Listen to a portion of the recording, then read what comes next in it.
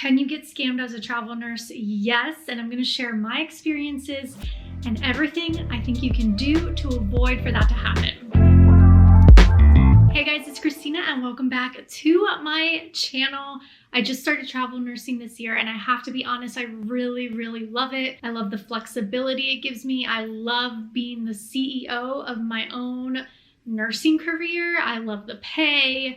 I love the freedom. I love traveling. There's way more pros than there are cons, but there are a few cons, and it's pretty much like how you can get scammed as a nurse. So I wanted to share with you what I've learned so far and hope that we can all avoid these mistakes together. Okay, let's talk housing. Housing is one of the biggest ways to get scammed as a travel nurse, but I feel like in 2022, things have gotten a lot better just because the world is a totally different place. Places like Airbnb and VRBO exist, and the idea of like short-term rentals has changed the game. Like so many people are doing it just like to vacation. So it's not just like corporate people and travel nurses looking for short-term rentals. So it's definitely gotten safer, but you can still get scammed. So first of all, let me talk about Airbnb. Airbnb is actually quite pissing me off. I think that it is very difficult to get good deals on Airbnb these days because the fees are astronomical.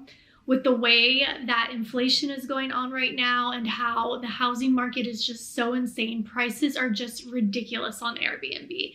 But I have learned a couple tips of how you can get some good deals on Airbnb. But what I do like about Airbnb, as opposed to places like Furnish Finder, is there's more reviews on there. So I think that that is good. Having good reviews really helps you from getting like scammed. You know that you're walking into something good. And I like the interface of Airbnb. It's easier to look things up. It's easier to search based on certain criteria that you want, whereas Furnish Finder has a terrible interface, but you can actually get better deals on Furnish Finder. So it's like a catch-22. So one big tip I have with housing, not to get scammed, and also just like not being in a neighborhood you don't know, it could be a terrible neighborhood, is use Google Maps. I love using Google Maps. That way you can like really like zoom in and you can kind of like use the mouse to walk around the neighborhood and see like what else is around you. I love doing that.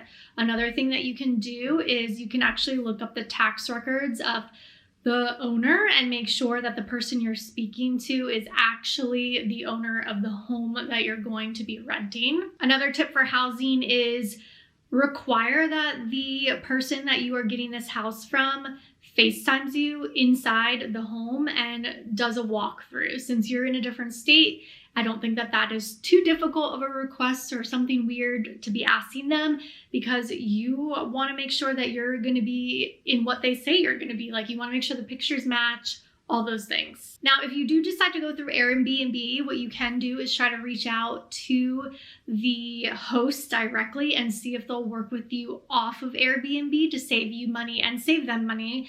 I haven't had the best luck with that, which I get it because they are kind of scared of you just the same way. Like they don't want to get scammed either, but you can try connecting with them through Facebook or trying to prove to them that like you're a real person. I think saying that you're a travel nurse definitely helps. People seem to respect that. And I think that they would rather have somebody that's responsible living in their house for 3 months and paying them rent as opposed to people just, you know, cherry picking different weekends and not getting paid the whole month. You just have to find a host that's willing to do that. Another thing with housing that you can do is get a written contract. That's always legally very good because it's a legal binding contract between you and whoever you're renting from that can hold up in court if something were to happen. However, if you book through something like Airbnb, you're not necessarily signing a contract. So Airbnb, a trick I do have for that is instead of booking out for 3 months straight or however long your contract is, if you book in little snippets, like every 3 weeks, you can get better deals, which is so dumb because you would think they would rather have you the whole month, but the fees are so ridiculous on Airbnb. And then the downside with that would you'd always have to be moving to a new Airbnb every few weeks, which is not everyone's cup of tea.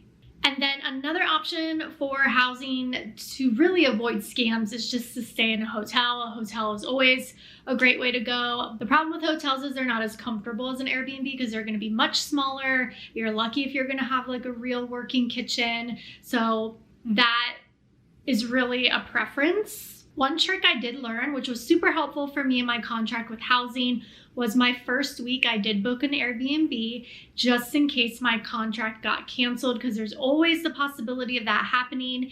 And usually your agency will pay you for like 1 week if your contract gets canceled, so that would cover your expenses. And then if it gets canceled, you can cancel your long-term stay wherever it may be. I also would reach out to whoever you are booking your housing with, whether it's through Airbnb, Furnish Finder, wherever, and let them know you are a travel nurse and there is always a chance of being canceled, and you want to confirm with them. Make sure you get this in writing, whether it's through a messaging platform or an email, that they will reimburse you your money if your contract gets canceled. I made sure I did that, and I'm so happy I did. I didn't get canceled, but it gives you a peace of mind that if you do get canceled, you will get your money back. Okay, let's talk pay scams. So when you are booking through an agency, you're pretty safe with that, but the biggest scam I have found with pay are people taking jobs that require you to work like 5 12-hour shifts. Okay, if you're gonna take a job that's gonna make you work 5 12-hour shifts, and let's say it pays $7,000 a week, no, I wouldn't do it, just because I would much prefer to work 40 hours a week or 36 hours, and every dollar over that, you should be getting paid overtime. I'm sure in those contracts where you're working like 5/12s, there's something in your contract that part of that is overtime, but I think personally that's a scam, and I do not sign contracts like that. Now that is a preference, so don't get upset if you're one of those people that does sign those contracts. At the end of the day, you do what's best for you. But for me, financially, the numbers just don't add up. So I only take contracts that are for 40 hours or less. And every minute over 40 hours, I better get paid overtime, and that will be in your contract. Another thing about pay you should make sure to ask your recruiter is the sign-on bonuses and the reimbursement bonuses. My recruiter's pretty cool, and he tells me a lot of stuff. He let me know that a lot of time these sign-on bonuses or relocation bonuses are just them moving the money around. So it's still coming from your weekly pay, but now you're gonna get paid $100 less a week because they're giving you $2,000 up front. So if that's the case, then I probably wouldn't take a relocation bonus. I would make sure you ask your recruiter when you're signing a contract if there's a relocation bonus in it. Ask them, did this come out of my contract pay, or is this an additional? That's just a good question to ask. It's not an offensive question. Just, you need to know. You need to know what's going on. You deserve to know, because that's, to me, like false advertising. Another thing with pay that you don't want to get scammed at is sometimes these extremely high paying ones where it's like auto offers, you don't even speak to the manager. Those are the ones that are most likely to get canceled. My friend who is a travel nurse had 2 canceled on her, and both times she never spoke to a manager. They were paying over $7,000 a week, and it was for like a COVID infusion or a COVID floor. So those situations, you just need to be prepared. You need to ask your recruiter what the policy is. If you do get canceled, how much will they reimburse you? There's always the possibility of that, but it tends to be those like high paying auto offer ones that get canceled. All right, so let's talk another scam, and let's talk about recruiters. So I don't think recruiters are necessarily like out to scam us, but one thing that sucks about travel nursing is everything goes through a recruiter. So if you don't have a good recruiter, it's like you're not gonna get the jobs you want, because if you're new to travel nursing, how it works is you tell your recruiter what jobs you want to apply for, and they have to apply to it for you. And what I've learned in the travel nursing world is things move very, very quickly. I have gotten all the jobs I've applied for because I've literally applied for them like the same day they were posted. I'm the type of person that like I'm constantly looking at my recruiting job board, and it'll say new, and I kind of have like a good pulse on what's going on, so I know when there's a new one, and those are the ones that are the best to apply for. If it's been sitting there for 5 weeks, there's probably already tons of people who've applied to it, so you're less likely to get it. So you need to have a good recruiter that is responsive and that will apply to you the same day you ask them to. There are recruiters out there like that. My recruiter is awesome and I think he does a really good job. And don't be afraid to request a new recruiter if you feel like your recruiter is not doing a good job for you or is not responsive. I mean, at the end of the day, this is your money, your paycheck, and it's affecting your life.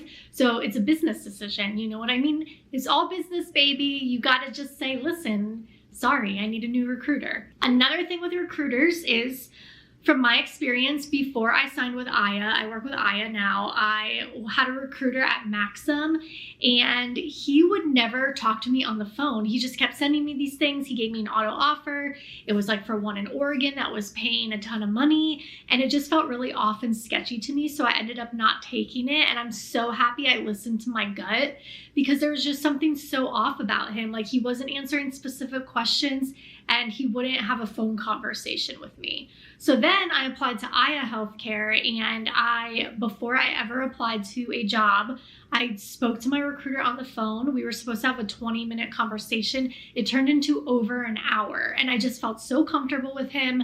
We have a really good rapport. I feel like I know him on a personal level. Like he told me about his girlfriend, his dogs, like we just have a really good relationship and I just really highly encourage you to find that recruiter that you feel like you connect with and has your back. Having a good recruiter is a game changer and it is the way you are going to get those jobs that you really want because they're going to be responsive and on top of applying. Because at the end of the day, they're making money off of you. Like they get a big bonus for every contract they sign. I'm not exactly how much they get paid or how it all works. I believe my recruiter told me he gets 10% of whatever my contract is, but I could be wrong on that. But either way, you guys have to work together. So don't feel guilty about firing your recruiter and asking your company for a new one. I mean, sometimes they're just really overwhelmed. They have a lot on their plate. Or just have a real conversation with your recruiter and let them know like, hey, like this is what's going on and this is what I need you to be doing for me for this to work. So just don't let recruiters get the best of you guys. It's so important that you have someone that you trust and that you can work with because you guys are kind of like a duo. I hope that this video was helpful. If you are a travel nurse or you're looking to become one, then you definitely want to go check out this video. I'm going to link it right here and I will see you in that one. Have a great day, guys. Bye.